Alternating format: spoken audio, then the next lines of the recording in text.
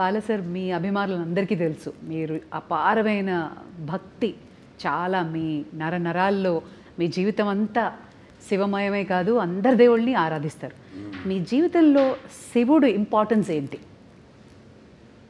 అంటే వాగ్రత సంపర్తం వాగ్రత ప్రతిపత్తే జగత్తు పితరు వందే పార్వతీ పరమేశ్వరం ఉంటాం. తల్లిదండ్రులు కనిపించే పార్వతీ పరమేశ్వరుల స్వరూపాలు. నా గాయత్ర పరం మంత్రం నమ్మతు పరదేవత నారే పరతస్త్రాత నానృతాత్ పాతకం పరం. అది తల్లి ప్రార్థన. తండ్రి ప్రార్థన వచ్చి అస్మాత్ పార్థివత ప్రాదురూపతన భక్తి గురుణ సంతుర్ మాంసి శాస్త్రం తస్మై సర్వజ్ఞ మూర్తి పిత్రే. అంటే సగం దేహాన్ని ఇచ్చింది ఆ తండ్రి.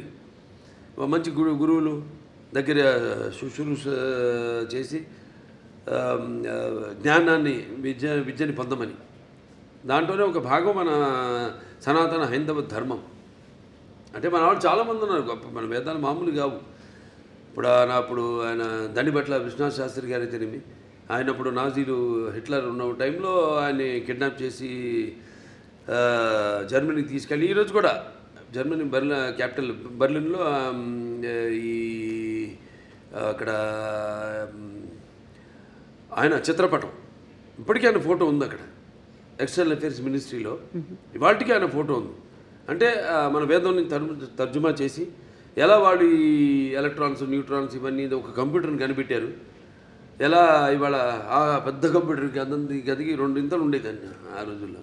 దాన్ని ఎలా అలాగే న్యూక్లియర్ బాంబ్స్ ఇవన్నీ కూడా మన వేదంలో నుంచే మన అధర్వణ వేదంలో నుంచే దాన్ని తర్జుమా చేసి వాళ్ళు కనిపెట్టింది. అలాగే ఇప్పటికీ మనం మెల్బోర్న్ కదా వెళ్తే యూనివర్సిటీ ఆఫ్ అది సర్జన్స్ ఏదో ఉంది అక్కడ శుశ్రూషుడని అప్పుడు ఆ రోజుల్లో మరి ఆయన ఇవాటికి ఆయన స్టాచ్యూ ఉంది అక్కడ బస్ట్. ఆయన ఒక ఋషి. అంటే మరి ఎనస్థీషియా అది లేకుండా ఎలా ఆపరేషన్ చేసేవారు ఆ రోజుల్లో.